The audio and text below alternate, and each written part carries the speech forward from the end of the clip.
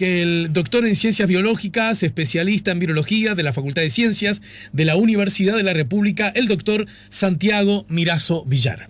Si buscas un portón automático para tu casa o para la oficina, asegúrate que sea fuerte, que sea seguro, que sea práctico, que sea un SEA. Porque solo un portón SEA te asegura el mayor respaldo técnico, un service propio en todo el país y la garantía de todos sus productos. Ingresa en seaportones.uy o llama al 2601-2611. Si vas a elegir un portón, que sea un SEA. Hola, buen día Santiago, bienvenido. Buen día, Alejandro. ¿Qué tal? Un gusto acompañarte. Bueno, un gusto que nos permitas y que nos ayudes a poner la mañana en camino. Primero, 2 palabras para que nos cuentes cuál es tu profesión y cuál ha sido, digamos, tu peripecia en tu condición de, bueno, estudiante primero, pero bueno, ya doctor y además investigador y docente. Bueno, yo soy uno de los tantos casos que el Uruguay le ha permitido desarrollar toda su educación pública, digamos, universitaria, lo que es licenciatura, luego la maestría, y luego el doctorado. Entonces, yo arranqué mis estudios allá por el año 99, en Facultad de Ciencias, terminé licenciatura en 2005, en el 2010 finalicé la maestría, y el 2014 finalicé el doctorado. Después hice una instancia en el medio del doctorado en India, en Nueva Delhi, por una cuestión de mis temas de estudios. Ajá. Pero soy hijo del ODELAR y soy docente de la sección Virología de la Facultad de Ciencias ya desde el año 2006, que estoy como docente, digamos. Así que tu entera formación terciaria al menos ha sido en la universidad pública, o sea, en la educación pública. Exactamente. Bien, quiero conversar con vos en particular en el marco de esta nueva coyuntura dentro de la gran coyuntura, y tiene que ver, y cito simplemente como puntapié inicial, el título principal que hoy publica Diario El País: comerciantes del centro reabren 85% de negocios. Agrega, los test conocidos dan negativo en construcción, retorno gradual en el Estado. Recordemos que hace un par de semanas arrancó la construcción, que 3 semanas arrancó la construcción, hace un par de semanas arrancaron algunas escuelas en el interior. Se viene como literalmente, se abren los comercios, hay una especie de sensación, de mirada de reapertura, por un lado. Y por otro lado, escuchamos voces como las tuyas que sostienen que todavía es tiempo de quedarse en casa. Bueno, ¿dónde nos quedamos entonces? Ya no físicamente, emocionalmente, conceptualmente. ¿Dónde nos ubicamos los ciudadanos? ¿Dónde deberíamos ubicarnos? Primero un poco de cómo vemos por lo menos la situación a nivel de lo que es la pandemia en Uruguay. Hoy por hoy estamos en una situación que parece estar controlada, digamos. Eso es una realidad. El número de casos activos de COVID-19 en los últimos 15 días ha venido prácticamente constante. El número de casos que aumenta cada día es prácticamente el mismo. Entonces, tenemos realmente, aparentemente, una situación bastante controlada respecto a los focos de COVID. Pero eso también abre la otra situación, que hay focos. Entonces, hay focos. Muchos de esos focos sabemos dónde están controlados a nivel epidemiológico, se los siguió, se los rastreó a los contactos y se los aisló. Eso hizo que la curva no se disparara y tenemos una curva realmente chata. Entonces, nosotros hace unos 15 días atrás, luego de la semana de turismo, empezamos a notar ciertos movimientos. Nosotros sosteníamos que no era momento, y todavía no lo es, de que cada uno resolviera por sí mismo salir del autoaislamiento, digamos. Obviamente, hay gente que quiere salir a trabajar, hay que empezar a mover los motores de la economía que se ha hablado tanto en estos días, pero la existencia de focos aún activos, son focos que están activos, más las personas infectadas que todavía no tienen síntomas y que están por la calle, eso hace que, como decía Angela Merkel, caminemos sobre una delgada capa de hielo. Es decir, el número de casos hasta hoy es controlado, sabemos dónde están, Pero, por ejemplo, lo que ocurrió en las residenciales hace unos días atrás es una señal que hay que atender, ¿sí? Que Sí. es que el número de casos se puede claramente disparar en cualquier momento. Esa es la situación. Entonces, Lo del Vilardebó también, ¿no? ¿Podría oficiar en esa misma También. dirección? También, en cual aparentemente un caso solo, es muy difícil todavía de definir, un caso solo generó unos 20, 30 casos de infectados. Entonces, eso, si lo llevamos a sitios de aglomeración de personas, como son centros comerciales, como son espectáculos públicos y demás, realmente se puede complicar. Entonces, lo que hay que hacer, o lo que uno estima que se debe hacer, es mantener las medidas de confinamiento en la medida que se pueda. Esto es salir lo menos posible, los que puedan hacerlo, y en caso de hacerlo con las medidas de seguridad, digamos, que se han recomendado, como tapabocas y distancia física. Esas dos herramientas nos van a acompañar durante todo el año y seguramente durante gran parte del 2021. Justamente, ¿por qué? Porque los casos que hay en Uruguay, que son 600 y poquitos, implica que todavía todo el resto del país aún somos susceptibles a la infección. Todavía nos tenemos que infectar en algún momento. Esa es la realidad. Tenemos que infectarnos para que la pandemia, cuando vuelva, si es que vuelve con un brote estacional, no nos agarre mal parado de vuelta. Entonces, para lograr eso, tenemos que ir infectando de a pocos, ir exponiéndonos al virus y de manera controlada. Por ejemplo, en el caso de la construcción, se hizo testeos masivos de manera que la gente que sale a trabajar en la construcción, que no haya ningún infectado. Y eso es lo que hay que hacer. Esa es la estrategia que se está llevando adelante, y lo que se hace, abrir perillas, pero acompañar el testeo permanente. De esa manera uno sabe que el sector que abre no va a generar, o la probabilidad de que lo haga es muy baja, un nuevo foco de infección. Pero entonces, aquellos comentarios que en su momento hizo el director de salud y que desde la perspectiva política o del relato político tan mal cayeron, incluso da la sensación en la interna del propio gobierno, acerca del famoso on-off, tienen, a menos que yo esté entendiendo muy mal lo que tú estás diciendo, tiene cierta lógica con tu relato, ¿o no? Por supuesto que sí. Lo que ocurre es que... Pero quiero decir, entonces lo que dijo el hombre no estaba tan mal. No estaba mal. Lo que pasa es que eso debe estar acompañado de un testeo. ¿Qué pasa, Alejandro? El problema del COVID-19 no es que sea un virus mortal, claro, que sea un virus letal. Claro. Tiene cierta letalidad un poco mayor que la influenza estacional, es cierto.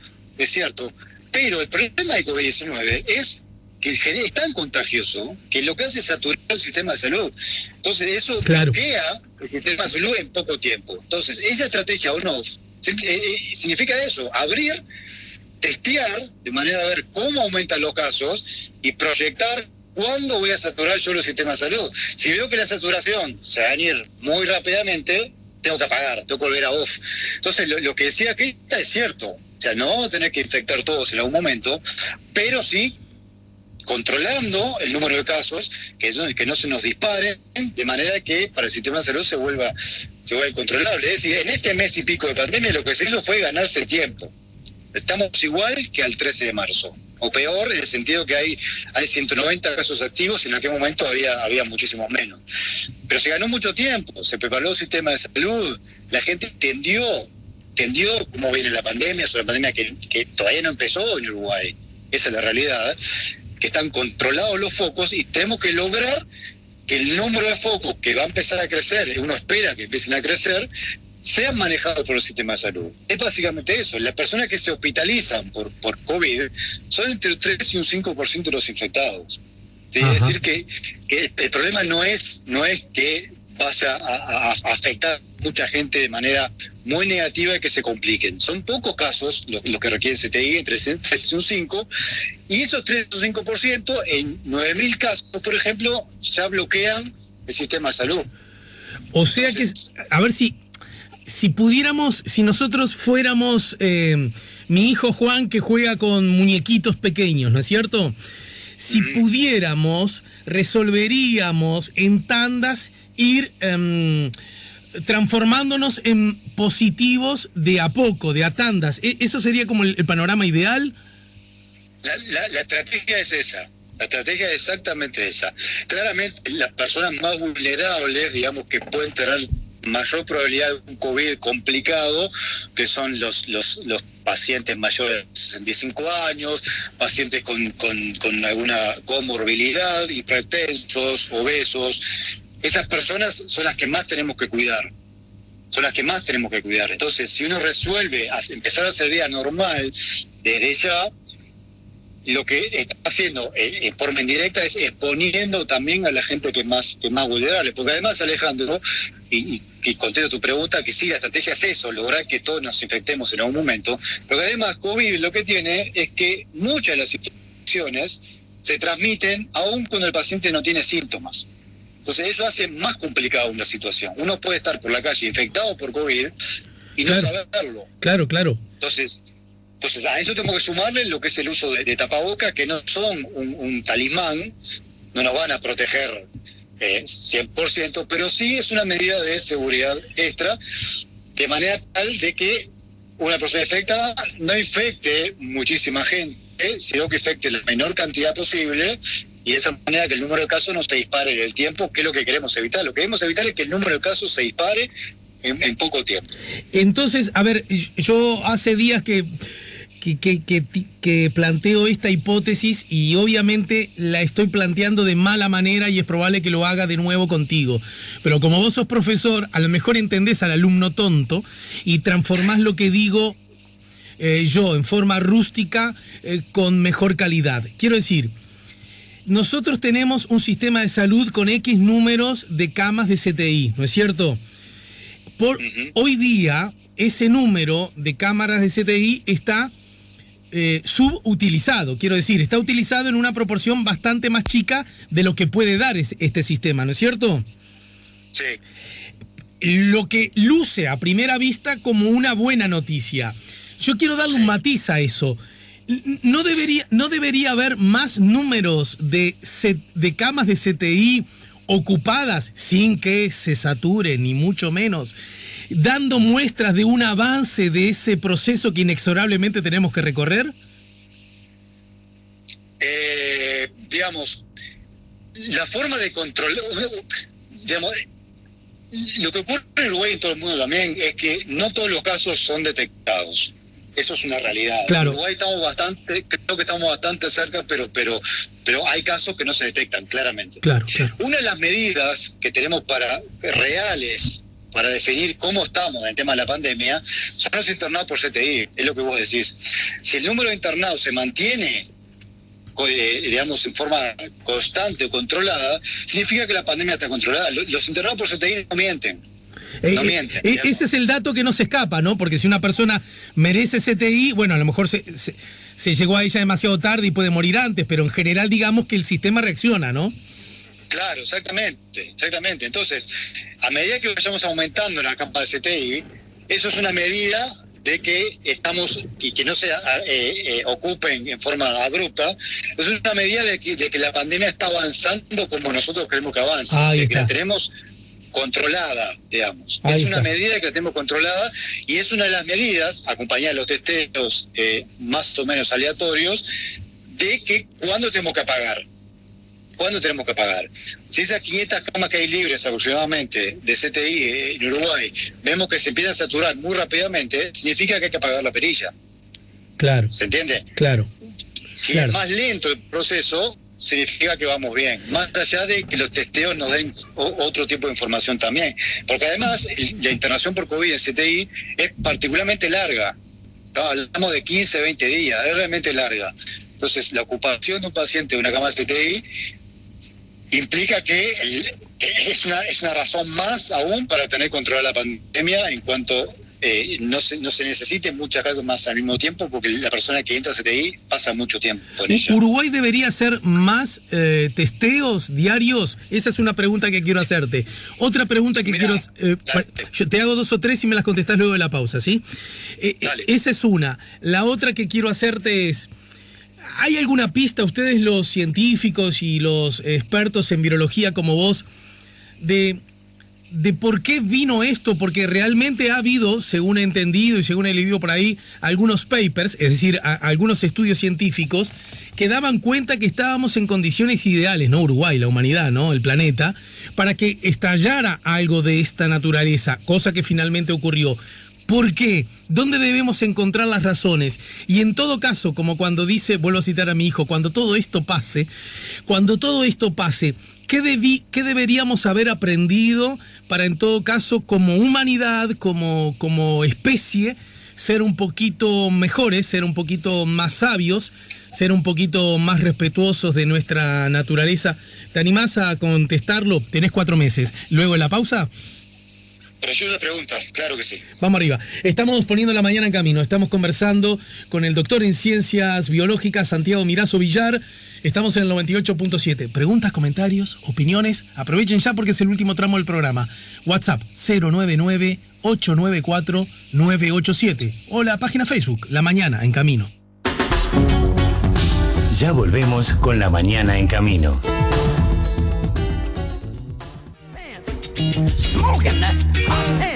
Último tramo de La Mañana en Camino. Antes quiero mandar un saludo a los queridos amigos del Sucho, así se hacen llamar, bueno, así nos hacemos llamar.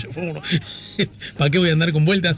Formo parte de este sindicato muy especial de queridos amigos actores, así que un saludo grande a Marcelo, a Chopo, a Ernesto, mis queridos amigos, que echamos mucho de menos nuestros encuentros, que ya dentro de poco, ojalá, vayan a venir. A propósito, bueno, aprovecho la oportunidad para consultarle al doctor en Ciencias Biológicas, Santiago Mirazo. Santiago, esas tan ansiadas reuniones con amigotes, ¿las tendremos que programar para antes o para después de, mirá que soy conservador, de 6 meses?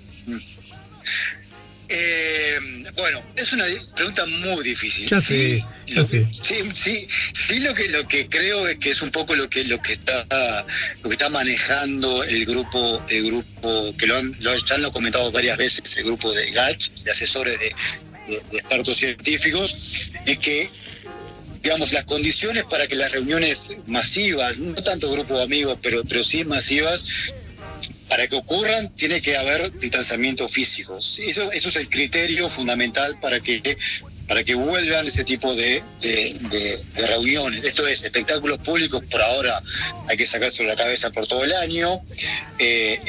O quizás, pero a ver, mira que no para contradecir. Sí reuniones más concretas, más chicas, más pequeñas, con cierto distanciamiento y con el uso de tapabocas, eso es algo más probable que ocurra de acá a fin de año. Pero por ejemplo, es más probable que ocurra. Santiago, pregunto, no lo veo, pero quizás evidencio mi ignorancia, no veo que de aquí, no ahora, ni siquiera de aquí a 3 meses o 3 meses como mínimo, el fútbol, por ejemplo. 22 tipos en la cancha, con estadios vacíos. ¿Podría ser un riesgo eso, naturalmente? ¿O podríamos empezar a ensayar posibilidades de esa naturaleza? El riesgo, digamos, lo hablamos hace un ratito. Hoy todo el Uruguay es prácticamente menos 600 y pico de personas son susceptibles a ser infectados. Entonces el riesgo siempre va a estar.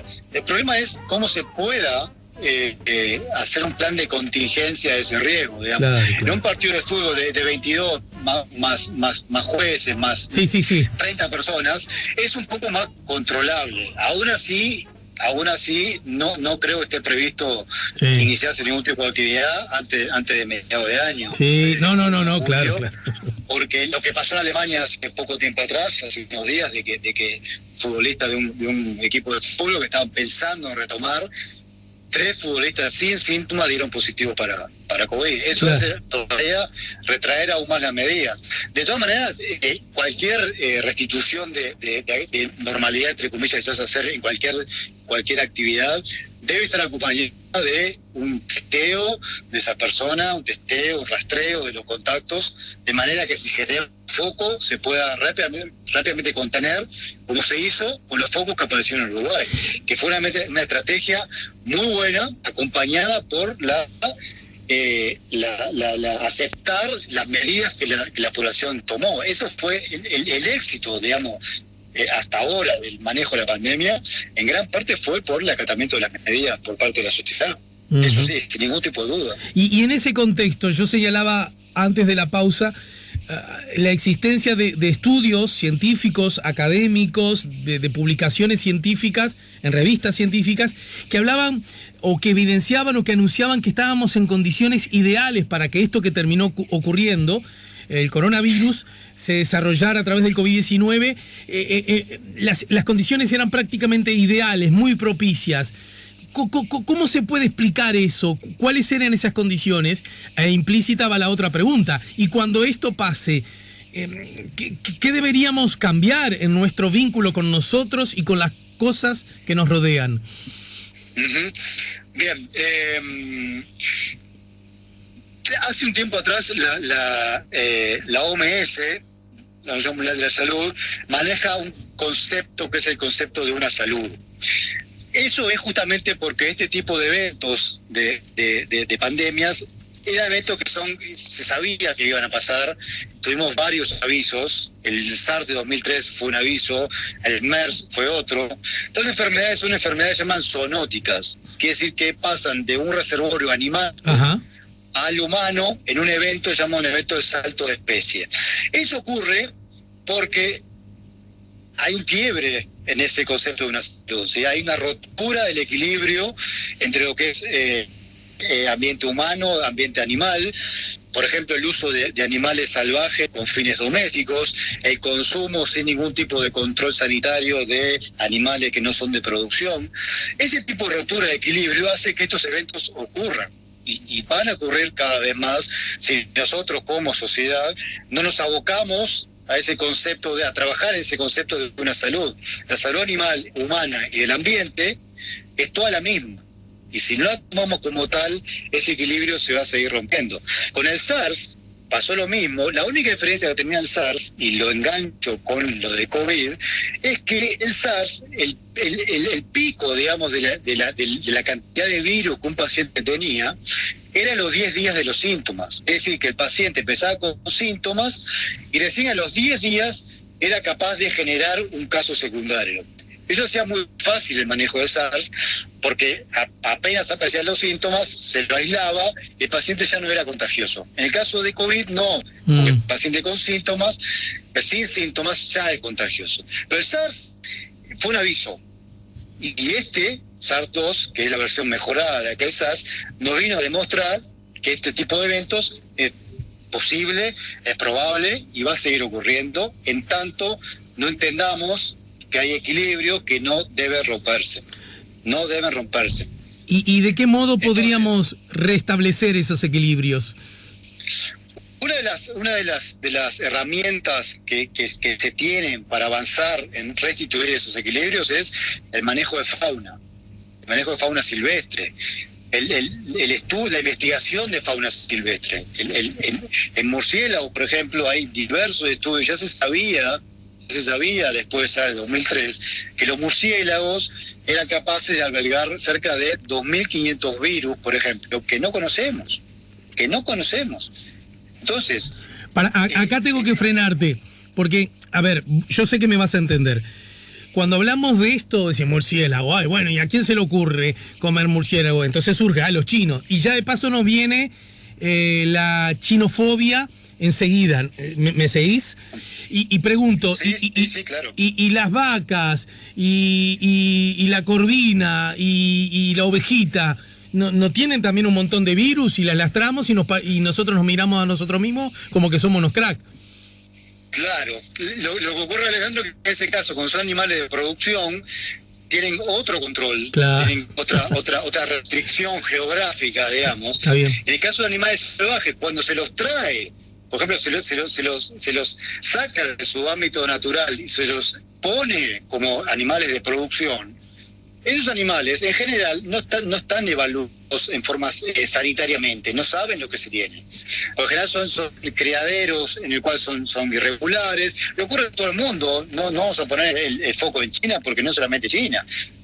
Ocurre en todo el mundo, en el cual los animales que son salvajes, son silvestres, se los trae como animales de producción, se los empieza a producir sin ningún tipo de control sanitario. Uh-huh. Entonces eso hace que esos eventos ocurran muy fácilmente. De hecho, Christian Drosten, que es uno de los capos virólogos y que es el asesor número 1 hoy de Angela Merkel en Alemania, él está seguro, él está convencido de que el brote de SARS-2 no ocurrió en ese mercado húmedo de Wuhan. Ajá. Él está convencido que ocurrió en el sitio donde se crió ese animal, que es el hospedero intermediario entre el murciélago y el hombre. Entonces se crió ese animal, ahí está el brote del foco, no en el mercado.